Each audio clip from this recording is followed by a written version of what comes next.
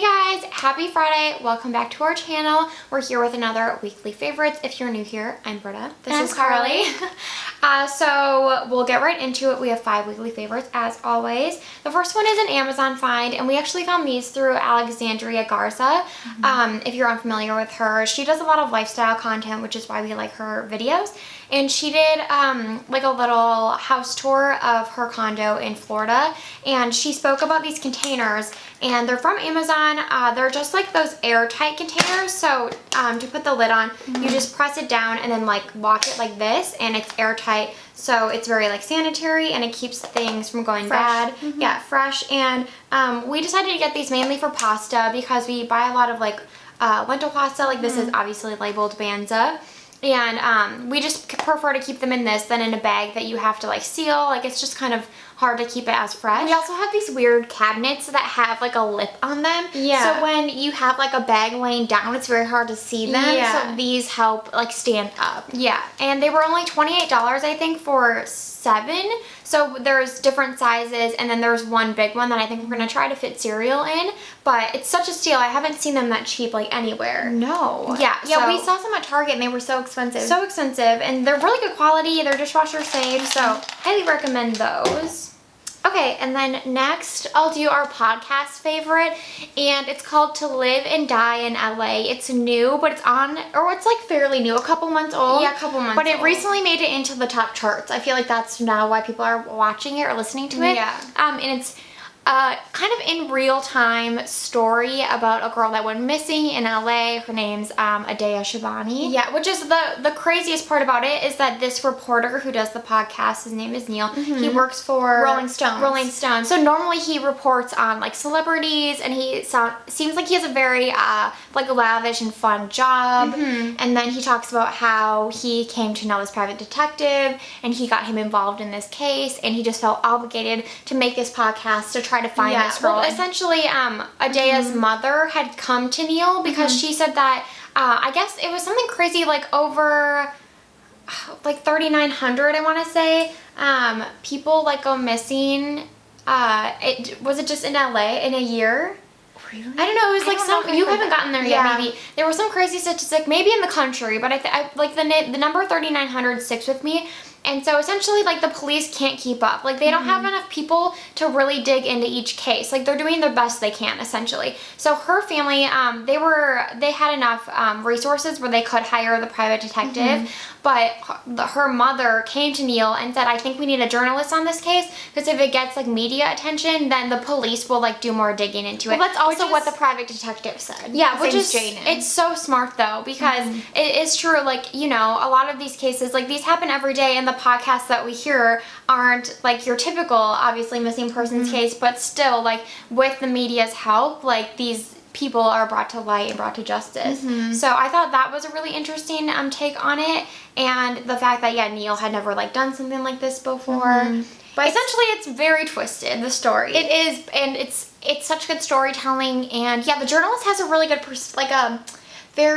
he just wants to seek the truth, I feel. And we went to school for journalism. I think we said this before. We've always loved the field, and so we love journalism stories, like something that is about a journalist or like real life news events. And this podcast is so good. We love podcasts so much. So much, and it's also the craziest thing that it's in real time. Like as he's reporting on these things, they're happening in real life, which has never really been done before. No, he started in February of this year, around the time she went missing. So we can't really spoil it, but I mean, if you look up her name, you can see kind of the updates. Yeah. But I think there are 9 episodes. I'm on the second to last, so I'm almost done with it.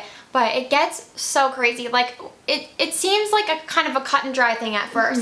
And then you just learn more and more about their story, and it's absolutely insane. So highly, highly recommend. Okay, on a lighter note, hair favorite this week.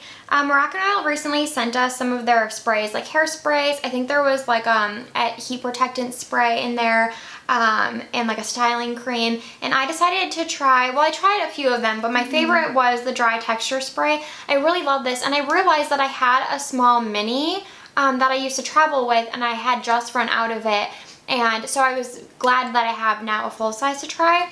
but it really helps make your hair like have like that tousled effect. Like sometimes I feel like since we have such fine hair, I mean it's too long right now, we really need haircuts, but since we have such fine hair, like it can just kind of look like flat and the curls can like roll together, and this kind of just helps have like some grit to your hair so it looks more like tousled and effortless. And like add separation.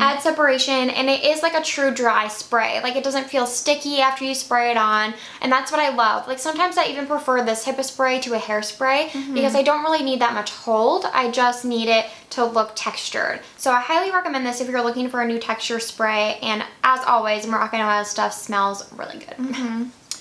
Okay, next up is a hand cream. We have a lot of hand cream favorites. I feel like we always talk about them. This one is very pricey. I wanted it forever and I finally picked it up. It's the Aesop, and if I'm saying that wrong, please correct me. That's how you say it. Okay, I hope that's how I say it. It's the Aesop Resurrection Aromatique Hand Balm, and there's 2 scents. Which one is this? Oh, I think Aromatique, or no, it's the Mandarin Rind. I don't know. It's they're different colors. It's the pink one. It's like a pale pink. Then there's a green one, I believe. So I have the pale pink, and it says Mandarin Rind, Rosemary Leaf, and Cedar Atlas. Well, that sounds nice. Oh my God, you haven't smelled it? I don't think so. Smell it. Oh, I love. That's what they used to have in New House. Yeah. You're squeezing Oh, I'm it. sorry. I'm gonna use it then. Okay, use it. So, even though this hand cream is ungodly expensive, it's like $30. Is it on my nose? No. Okay. The best part about it is that it truly soaks into your hands like almost immediately, and any other hand cream I have just does not do that. We really like the Neutrogena hand cream. We've talked about it. It's like for healing purposes. Yeah, so it does leave like a layer on your skin. Good for winter. If you're someone that hates the feeling of hand lotion, you would absolutely love this. And I just love the nice aromatic like scent. Yeah, it's just so light. But this also reminds me of the texture of the Lush one that we like. Yeah, that's true. The Charity Hot. That's true. Yeah, the texture is just so nice and light. The fragrance is so nice and light. It's very universal. Like, I feel like men would really like this as well. And even though it's so expensive, I think it's so beautiful. Like, I keep it next to my bed, and I like looking at it. Like, that's a funny reason to buy something, but it's really nice looking. And then you also get 2.6 ounces, so I feel like it'll last me a while. And I actually normally just use this at nighttime because of the price. I feel like if I put it on during the day, then I'm washing my hands so much, it kind of just like washes it off. So I put it on at night, and I've really seen growth in my nails from using it at night. Like, it really moisturizes, and it's just such a good hand cream. Like, I think it's the best I've ever tried. So definitely worth the money, and I highly recommend. And again, the pink scent is the one I have. There's also like a more like woodsy one that's green, but I really love this color too. Yeah, it's so really pretty. Okay, last up is a lash primer. This is the CoverGirl Lash Blast Amplify Primer, and we have been using like the L'Oreal Voluminous Mascara Primer for so long, and I really do love it. But I feel like I go through it quite quickly because it gets a little dry. Like even like the L'Oreal Lash Paradise, I feel like all of those types of like bristly ones and like a thicker formula like just dries out quicker. And so I decided I wanted to try another one, and this one is from the drugstore, so it's super affordable, and it has the plastic one. It's a molded wand. Yeah, and so it looks like the Lash Blast if you've ever used that. Looks just like Lash Blast. Yeah, and I really like this because I feel like I have issues because I love such voluminous mascaras like CoverGirl L'Oreal Lash Paradise. It's so thick that my eyelashes can clump together really easily. So I find that when I go in with a primer like this, it really separates them and like adds that first layer. So then when I go in with a thicker formula, it doesn't get as clumpy. So I really, really love this. I feel like it works just as well. Like the actual formula works just as well as the L'Oreal Voluminous. I wouldn't say I like it more, but I just think they're different. So if you're looking for a new drugstore mascara primer, this one is a really good option. Okay, and that's it for our weekly faves. We didn't have one last week, right? No, yeah. So apologies about that, but we're trying to keep up, and hopefully this one was worth the wait and you liked our favorites this week.